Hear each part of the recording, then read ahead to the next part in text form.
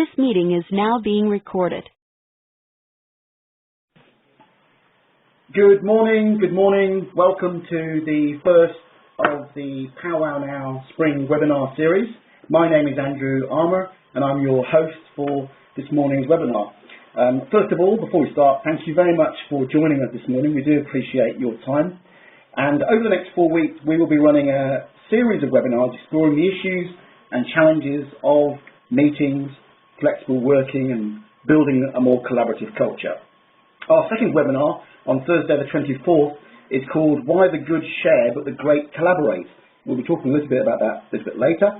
We'll be looking at building a collaborative culture.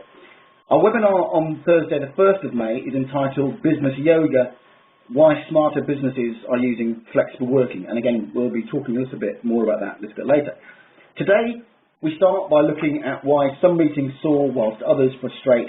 And the team here at Powwow Now, a business that is responsible for thousands of calls and video conferences every month, will be helping me to understand the good and the bad and the ugly of running meetings. And how, most importantly, how do we ditch the dumb ones and be smarter at how we run them? Just a quick run through for some housekeeping today.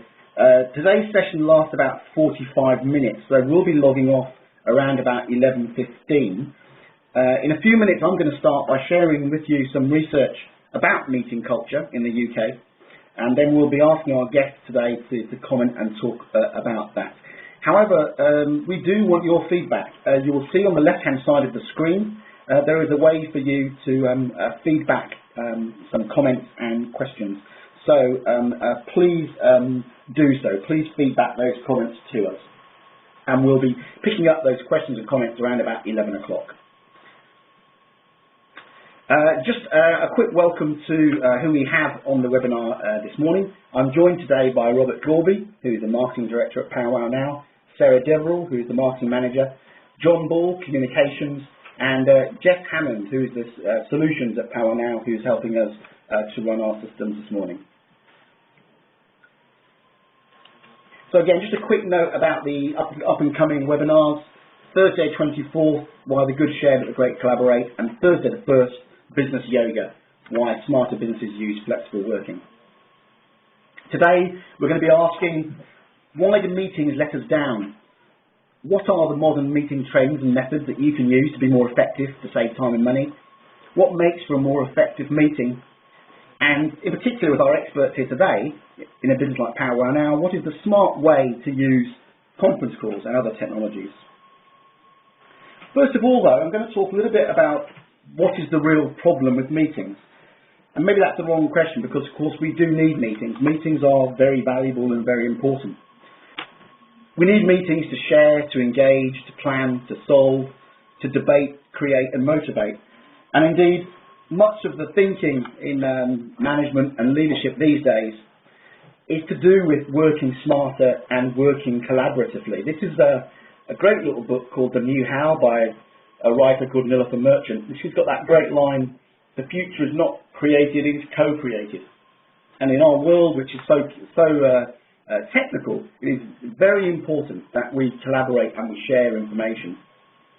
The key thing that Nilofer Merchant points out is that we need meetings. We need meetings to manage the pace of projects. We need them to generate ideas. We need meetings to build trust. We need meetings to build connections between people and departments. We need them to create solutions and engage in the right conversations. Most importantly, if you're a leader of a team, you're a manager of a business, you need meetings to set direction and to show people where the business and where your department is going. So we do need them. Unfortunately, a lot of the research shows that we have real problems with meetings. This is some research from the Wall Street Journal that came out a few years ago. It's estimated that the average senior exec spends nearly a third of their time in meetings. And if you see from that little pie diagram below, that's not including a lot of other things that we do, such as phone calls and going out for business lunches and all that sort of stuff. This is some further research that was done by the European Business Review. And some of these numbers are quite startling. We're talking about these in a minute. The average manager, it's estimated, wastes 2 hours and 39 minutes each week in poor meetings. What's interesting about that aspect is if you calculate your hourly rate and how much that actually is costing. And that works out, as you can see from that speech mark at the side there, it's an estimated £26 billion wasted in poor meetings in the UK alone each year. And this research from European Business Review suggested that 50% of all meetings are seen as a waste of time. And the one that I find interesting is this point at the bottom right there, about 10 minutes, which means that we better keep on quite quickly this morning, because the average attention span of someone in a meeting is only 10 minutes. The average undergraduate who just come out of study is only, I think, 11 to 12 minutes. So there is this thing about wasting too much time and perhaps not having people paying attention. This little piece of research came from McKinsey, and I think this is a related point. It asked executives, this was from around the world, and there's a quite startling number that only 9% of executives and leaders in businesses around the world were satisfied with how they use their time. Again, it's quite a startling number. Pete Drucker, the famous management guru, wrote a lot about what it means to be an effective manager in the 1980s, but his words are still relevant today. And in particular, that point at the bottom, that an undirected meeting is not just a nuisance, it is a danger. And of course, that little bit of research that we've covered sort of shows that. But we do need meetings. We need meetings to be more like this. We want them to be creative, collaborative. We want them to be engaging. We want to be able to share and build solutions. And we don't want meetings to be like this. We don't want it to be a frustrating process where we don't get anything out of them. In a way, what we are talking about is a meeting paradox. We know that we need to collaborate, to share and to manage. We also know that meetings are the common tool to do so, and when they're good, they're very good. But we often don't manage them well, and we often seem to be wasting time, and as the old adage says, time is money. And that's why we're going to be talking to our guests today about how can you do these things better. Robert Gorby, who's the marketing director of Power Now, said a few years ago that meetings play an integral part in our world. But again, he points out this point that the amount of time and money that British business spends on pointless face-to-face meetings is staggering and it's unnecessary. And I'm pleased to say that Robert is here today.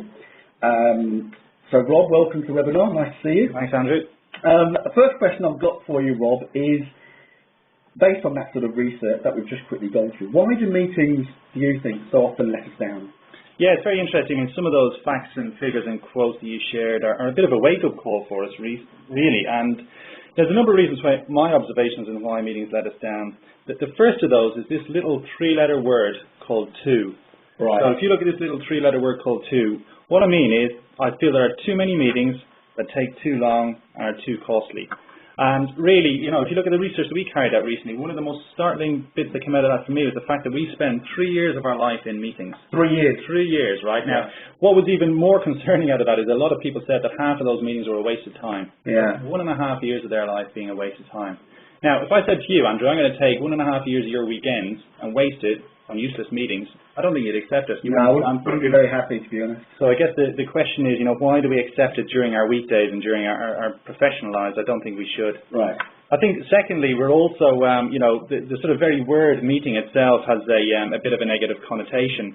Often if you say, you know, you hear people saying, oh gosh, I have to go to another long meeting, and, you know, when they say to you, you know, let's have a meeting, some of the things that might go through your mind ahead of that meeting are things like, gosh, here we go again, you know, death by PowerPoint. Yeah. Or something like, oh, I couldn't get a word in edgeways, or I won't get a word in edgeways, or, you know, even worse is I've spent my day in back-to-back meetings, so now I need to work later, work longer. Or have another meeting. Or have another meeting. So, you know, there's already a bit of a negative connotation around the word meetings that's not helping.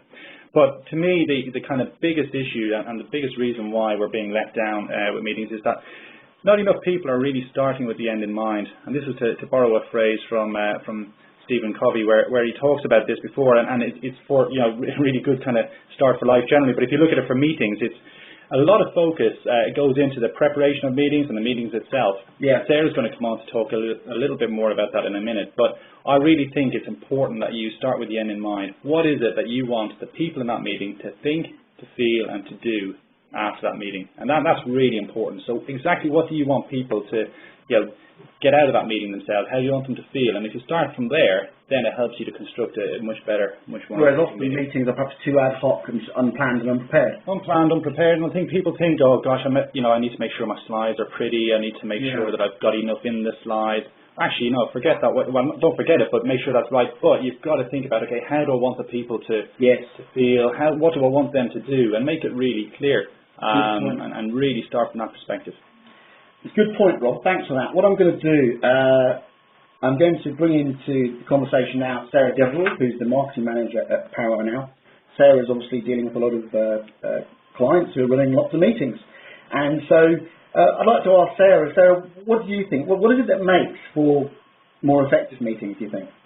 I think there's a number of things that can make your meetings more effective. And you think, most meetings, can be great, but they are can be destined to fail. So I think, for me, the most important thing to make it really effective, has to be firstly, preparation, and perhaps circulating documentation before the meeting will actually encourage questions beforehand. It also means that the host can address these beforehand. So, during the meeting, you actually get the opportunity to, get to the point more quickly and make faster decisions. So it keeps your meeting, nice and short. Secondly, I would say is structure.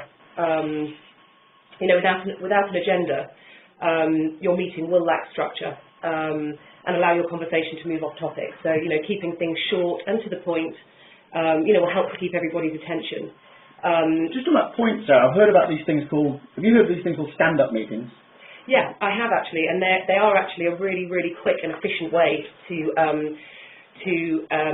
basically share information with your teams. I mean, they're quite often used by software development teams, tech teams, where it's not really about solving problems, it's more about communicating and talking about your days. So, they usually last up between 10 to 15 minutes. So, and what about, presumably, can you still have coffee and biscuits and those things? Presumably not. You can't. I mean, I know it's probably controversial, but true. I would say, absolutely ditch the coffee and biscuits. Ditch the coffee and biscuits. Yeah. So, but I also think just my sort of third top tip really is about basically, I think, as Rob touched on, what do you really want to get out of that meeting? Afterwards, make sure you've got actions that are clear and concise. And, that all your attendees walk away with these sort of really concrete, action plans of what to do next. And there are, I think some of these companies like Apple and Google have really clear rules in that, don't they? Yeah, I mean, Apple, your meeting cannot go ahead without, having some sort of agenda, that you stick to. And I think, Apple also have a really interesting way of, they challenge each other in meetings. Yeah. So, if you haven't got anything to defend or an idea to defend, you shouldn't be in that meeting. So maybe it's quite strict, but maybe in the meeting. Yeah. So what about when it comes to, based on obviously your expertise as a business, big trend is to move towards conferencing and video calls. It's a slightly different environment. What tips do you suggest? I mean, you guys must see it an awful lot of calls. What sort of tips do you suggest for running a good conference call? I think, once again, that's really interesting because I think there's lots of things that, you can do to certainly improve conference calls. One of my top tips would be, about sort of the way you communicate with the participants on your call. It's very easy for the people on your call to be multitasking. If you're sat at your desk, you're multitasking, you're only sort of half paying attention to the call that you're on. Yeah. So what I would suggest in those situations is to, get people's feedback, ask them their opinion on really important decisions or discussion points. So stop them loafing and just not taking part in the call. Yeah, exactly. And, ask them direct questions, use their name. And so, in a way it keeps them sort of on their toes, if you like, or keeps them engaged with what you're talking about. And also, being aware of your location. I think, if you're in a really noisy area, quite often, not just distracting for you, but the host and everyone that's on the call. So go somewhere quiet, be considerate about other people or the person that's hosting your call. After all, you don't want to miss a really, really important point, walk out of the meeting and actually, That's a good point. Yeah, so. And then just moving on from that technology, it is interesting that the rise of remote working and flexible working, and we will be coming on to that in our future webinars later this month and in early May. I'd like to bring back Rob at this point, because Rob, clearly this is a thing that as a business you're looking at in terms of the technology trends and also the way people are, that are having meetings. What are the sort of major trends that you're seeing these days? Yeah, it's interesting. As you alluded earlier, I mean, conference calls have really become the sort of stable diet of businesses who are looking for a smarter way of working or collaborating. So, over half the businesses in the UK are already conference calling quite a lot. But some of the kind of key trends that we see, which are really interesting, I'm just going to share with you now. I think I'm going to borrow a few well-known phrases to do this. The first one being, a picture tells 1,000 words. It's going to take you 7 minutes to speak 1,000 words, Andrew, although maybe less because you speak quite quickly. However, I think what a lot of people are starting to do is opt for the ability to share their screen, share their presentation when they're on a conference call, and that enables them to bring those calls to life. And it's really simple. This sort of technology, in the past, maybe a lot of people were frightened of it, thought it was too complicated, but there are some really simple and free solutions out there, including our own. How technical is this? I mean, how geeky do you need to be to use these sort of? Not geeky at all. It is, a lot of it is browser-based. Literally, you just send somebody a link, and they click into a link, put in their name and a PIN number, and you're away. And you're away. And we offer ours for free. But what we do notice is that it just makes for clearer and better meetings. So I'd say that's the first thing that we're seeing. The second trend is this idea of seeing is believing, or actually seeing is engaging. Sarah alluded to this idea of engage people on your calls. Yes. And, when you do use video calls, then that makes your call a lot more engaging. And in fact, we're seeing a lot more people now using, switching on the webcam, using video calls. Really, again, to see people's reaction, to get the best bits out of that call, as if they were face to face, but without the worst bits. Technology, the networks and tablets and smartphones, presumably that's helping this whole process. Yeah, absolutely. Yeah, I mean, we've got about 30% of our calls that come on mobile phones, so the world is going mobile. It's not quite there yet. Like I say, we're around 30% of conference calls on mobile, but more and more people are going mobile. But certainly, bringing your call to life with video is really important, really key. And the third one, again, is, they say 2 is company, 3 is a crowd, but I think when it comes to conference calls or, online meetings or video calls, really 3 is company and any more is a crowd, really, because what we find is that as people move towards, conference calling and video calling, they have more frequent calls, but with fewer people and for a shorter amount of time. And it's actually a much smarter, more agile and efficient way of working. So that's one interesting trend that we noticed. So there's less about, we need to wait for this monthly face-to-face meeting when everybody's available. It's more a question of, let's just jump on a quick call, get this thing sorted out, let me bring you up to speed, or whatever it is. You don't need the coffee and biscuits. You don't need the coffee and biscuits, no. And a lot of these calls, they only take a half an hour. And I think, if we look at the kind of average time, yes, we get some really big calls. Of course, we handle really big calls. But I think what we're finding the trend is towards people working in a much smarter, more agile way. And what about the time of the day that people are, is that changing with commuting times and things?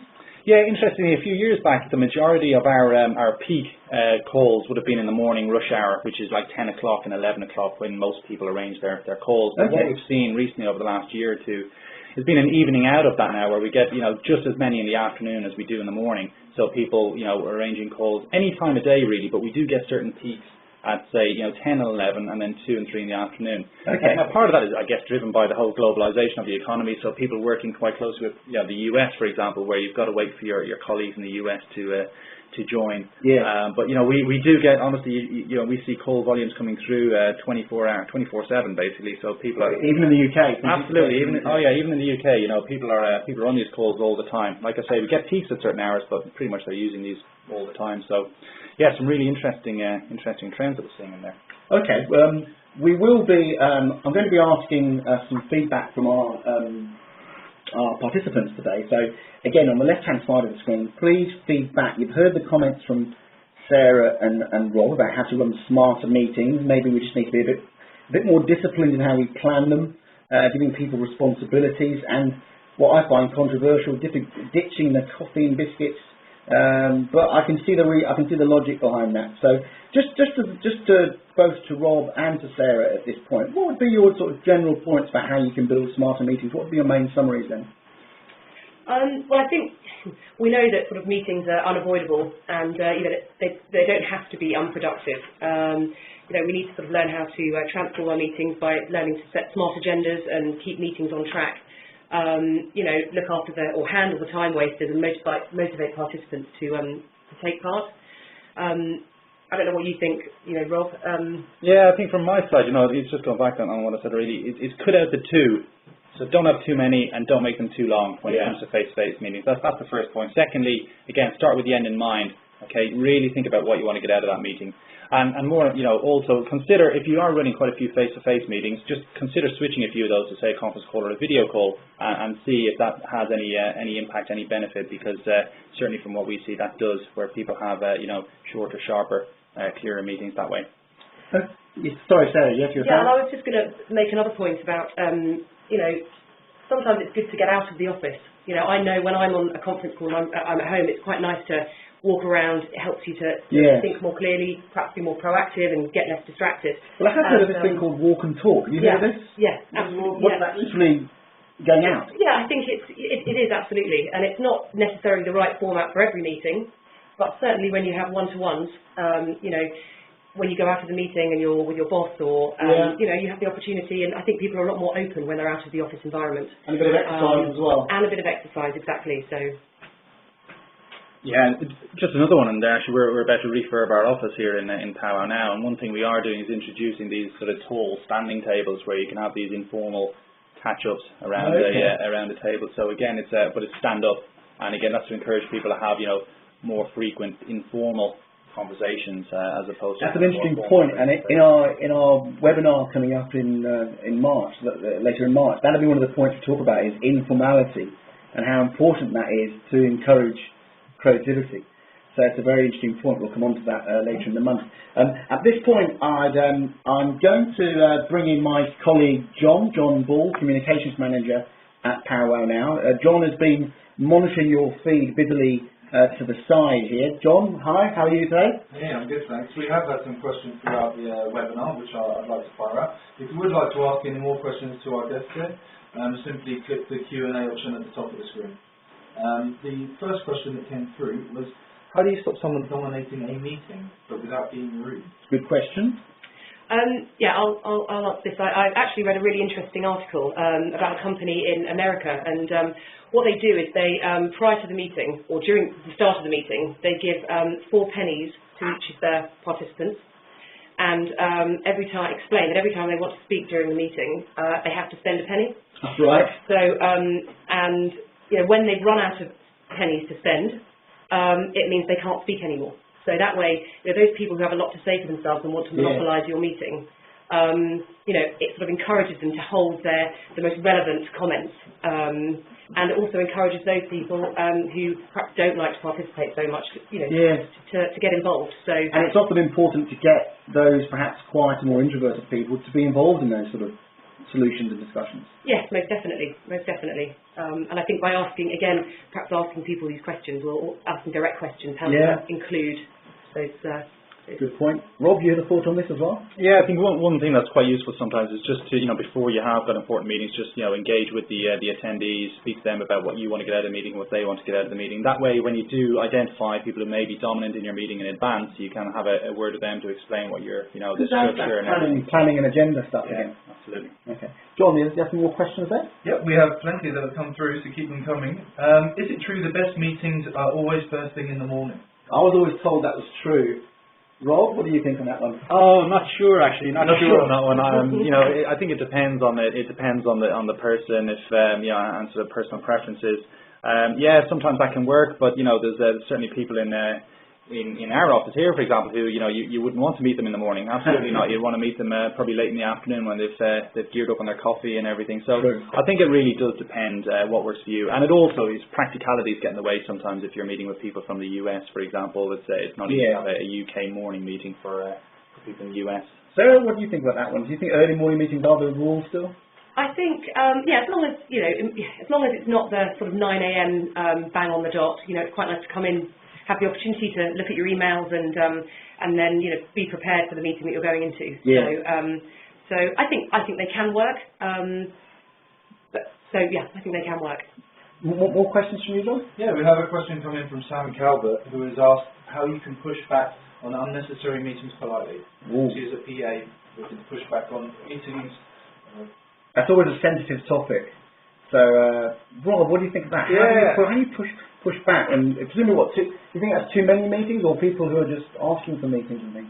Yeah, I think that's a really, really good one. It's good to sort of think that way as to how to push back. I think maybe suggest some alternatives would be my suggestion. If people are looking for a face-to-face, the first place you could start is try and say, look, it's going to be difficult to coordinate people's travel diaries and things, and try and resolve it quickly over the phone or on a call or a video call, which we know is going to be quicker and cheaper as well. So I suggest that's probably a starting point to just try and suggest alternatives due to diary clashes or. What about regular meetings? If there's a regular, I know in some companies have a regular schedule where people can say to go and see your boss, maybe have a half-hour slot once a week, which is the open door type policy. Yeah, that's not a bad idea either. But again, that can lead to what's been suggested, I guess, in this question, which is maybe an unnecessary meeting and how to push back politely. So I think it's when you do set those meetings up, it's important to state that where we don't feel there's a need for it, let's just cancel it. So don't feel that you need a meeting for meeting's sake just because it's in the diary. I think that's a tricky, good question that one. John, more? Yeah, we have, how do I stop people not participating in a meeting and just loafing around? We've all had that, where you have a meeting of 6-7 people and you do wonder how many people are just texting and emailing rather than participating in the meeting. Well, I think a good start there is by saying you ditch the coffee, and it means that people aren't thinking they're settling in for the day and getting comfortable. So yeah. Yeah, I think again it's interesting if they are on conference calls. My suggestion would be you use things like screen share or video calls. It makes it a lot more engaging, and it does make sure people are kind of paying attention and things like that. But and asking for their comments. I think there was a point made earlier that everyone in the meetings had a responsibility. I think it's one of the rules that I think it was at Apple or Google, was that if you're in a meeting, you're in charge of a topic. And so if you haven't got something to contribute, then I suppose I'll beg the question: why are you there? Why are you in the meeting? Why are you in the meeting? Yeah. And a basic question of the leader of that meeting saying, why is that person? So it's not only a question for the individual, but also that the leaders brought them in, invited them to that meeting as well. Yeah. Harriet Steger asks, should the most senior person always chair the meeting? That's a tricky one, because often you think, well, you're the boss or you're the expert. What do you think, Sarah? I would say most definitely not. Okay. I think if it's your project and you're accountable for the performance of that project, you have a project team that you're running, then most definitely then you should be the one to chair that meeting and have input from everyone that's on that project team. And if that happens to be somebody that's your boss or more senior than you, then great. I think that's a really good point. Absolutely shouldn't be the case at all. Where somebody does have an important role to play as a leader, for example, is in observing and maybe assisting the host of the meeting, or and sometimes that's easier to play that observing role when you're not leading the meeting. So you can sort of sit back and just look at the dynamics of the meeting or look at what's being discussed and make certain kind of comments. It's sometimes more difficult to play that role when you're actually leading the meeting itself. So yeah. I know that in our session that we're going to have in webinar 2 is about collaboration. That's a key aspect, that leaders actually don't often have to come out with opinion, but ask the right questions and get the right people involved. Yeah. Absolutely, yeah. It has to be done as a team, and therefore it's important that the leaders actually engaging that team who are going to be delivering. We've been asked a rather cheeky question. Do Carl now have perfect meetings? You're quite a large organisation. You have a lot of technology, a lot of different teams working on different projects and things. What do you think? Is that true? Sarah, what do you think? Do you always have perfect meetings yourself? I'd like to say yes, but in truth, no. I think one thing that we do well here is we do select at what time it is to use the appropriate type of meeting. So if we think it is appropriate to have a face-to-face meeting, then that's exactly what we'll do, and we'll sit around the table and thrash out whatever it is that we need to do. Or alternatively, we do use video or conference calls as and where we can, and we think they're appropriate and sufficient to use. So. And if it's a quick, going back to this kind of agile, quick 10-minute, lean stand-up meeting, but do it over a conference call. I have a quick question. Okay, it's only going to take me 10 minutes to get the answer to this. So do it that way rather than book a meeting room and, you know. Yes, I can see that. Yeah. What about you, Robert? Are you always good at having meetings yourself, or do you find that you're always learning and how to improve on these sort of things? No, I think one thing I've observed, because we obviously use our own tools, and one of those being Power Now Engage, which has both screen sharing and video calling there, and we actually have, from my perspective, for example, with our agencies, our marketing agencies that we work with, we have fewer meetings with them. With fewer meetings because actually we're in touch with them more often on a sort of a more specific basis. So we've got questions or topics to discuss. It'll just be a quick call, clarify something with the real people who need to be there. So actually, we cut right back on the meetings that we need and find out it works a lot better. So actually, quality over quantity. Oh, absolutely, yeah. And it's more, it's less about this idea of a meeting, because a meeting is. Yeah. I really don't necessarily like that word, because a meeting is there to help you to make better decisions, get answers, get people up to speed. So if you think in those sort of words, say, actually, I need to get Andrew up to speed, or I need to have a quick chat with Andrew, then, just a video call or something works quite well. So don't kind of think, I have to have a meeting. Think, I need an answer, I need to get somebody up to speed. And that kind of changed your perspective on how you communicate with them. Okay. John? Yeah, we've been asked, how can conference calling be a sufficient replacement for physical meetings? That's an interesting point, because I think there's no doubt that there is this. I saw a quote from Richard Branson recently, and he said that he firmly believes that in order to invest in someone or a project, he wants to meet them face to face, handshake them, have a beer, and get to know them. And so there's no doubt face-to-face meetings are really important. So can a good conference call take the place for something like that? Yeah, there's always going to be a role, as you say, for a face-to-face meeting. Always will be. Right. That's not in doubt. But I think that, go back to my point earlier, if there's too many of them, they take too long. So yes, can a conference call or a video call or screen share replace them? Absolutely. It's so simple these days with technology and some of the solutions that we have to just share your screen, share your presentation, and switch on a webcam, have video calling installed. And it is really simple now, and a lot more businesses are adopting it. And if you do think about your actual meeting, what do you do in a meeting? When you're sitting in a room with people, you're invariably sharing your screen. You can see them. That's what you're doing, right? You're speaking to them, you're sharing your screen, and you're discussing something. You can do all of those things on a conference call, on a video call, with screen sharing enabled. So always a role for face-to-face meetings, but I think there's fewer of them, and you replace them with other smarter ways. And that goes back to where we started off today, the amount of time that people waste in meetings. And we shouldn't forget that. Some of those startling numbers that we were talking about at the beginning of the webinar. If you would like more information and tips on running meetings, go to the Power Now blog. There is guides /and/info. There is some more information on the site there about how to run better meetings, and especially how to run better conference calls. We're about to wind up now, so I've just got a couple of quick final points. Things to ditch and things to do smarter. So these are things that we seem to come out from the research in terms of the people need to be smarter with. We need to be smarter when it comes to planning and managing your meetings. It needs to have a time for a meeting, but it doesn't mean that you dominate it, even if it's your meeting that you're running.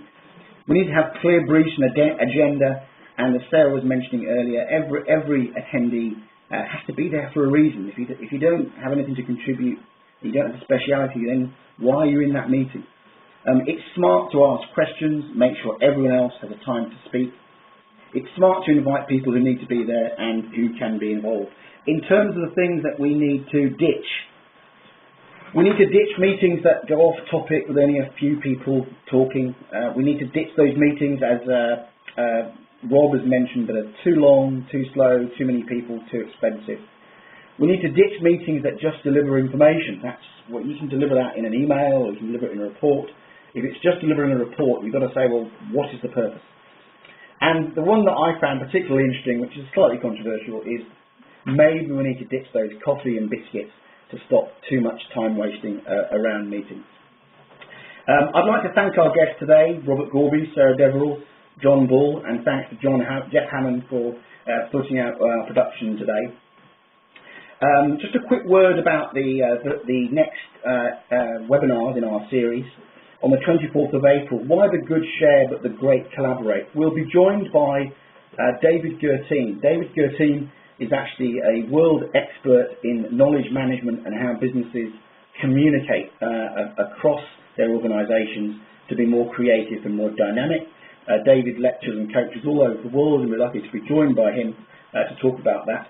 And then on the 1st of May, we've got Business Yoga, Why Smarter Businesses Use Flexible Working. We've actually got an interesting guest at that webinar.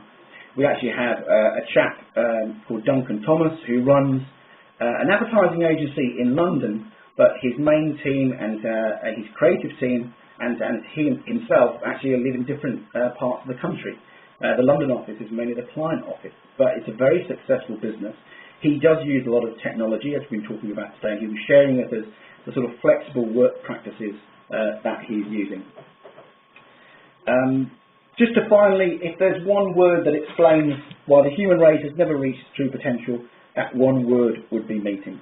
That's a comment from Dave Barry, the comedian and business writer. I'd like to thank you for your participation today. We hope you enjoy the rest of the day. We're actually going to stay on the call for a little bit longer. So if anyone has further questions to add, please feed them through and we will take them. If you again, to find more information about our webinars, please go to powernow.blog/events. And if you would like more information on PowerNow services, please call 0203 398 0398. In the meantime, we'll be on the call for a little bit longer for any further questions or queries that come through. But in the meantime, have a good day. Thank you very much.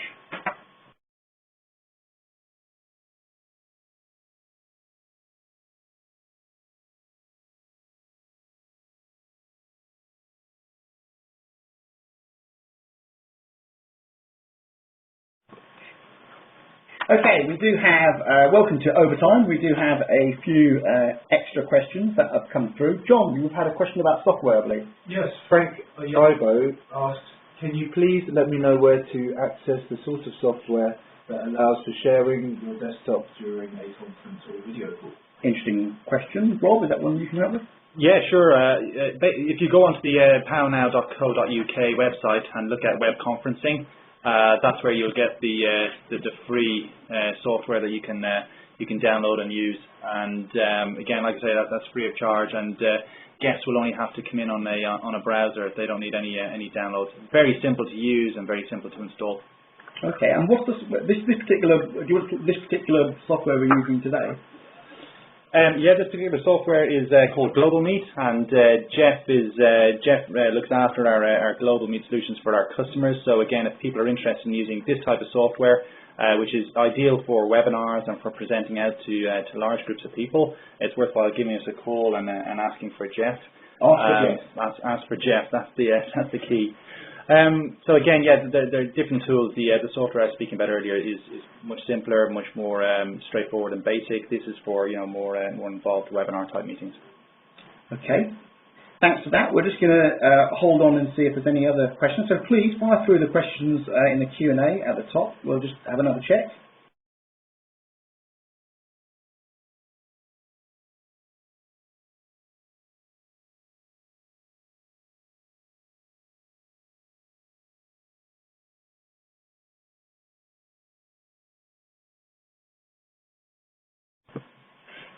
Okay, thank you very much for your participation today. If you would like a recording of this webinar, it will be sent to you by email, and I think it will also be on the blog. So you can also review this presentation and webinar on the PowerNow events blog. So thank you very much for joining us today. We hope you have an excellent day and an excellent remainder of the week. So from myself, Andrew Armour, and the PowerNow team here, have a good day, and thank you very much for joining us. Goodbye.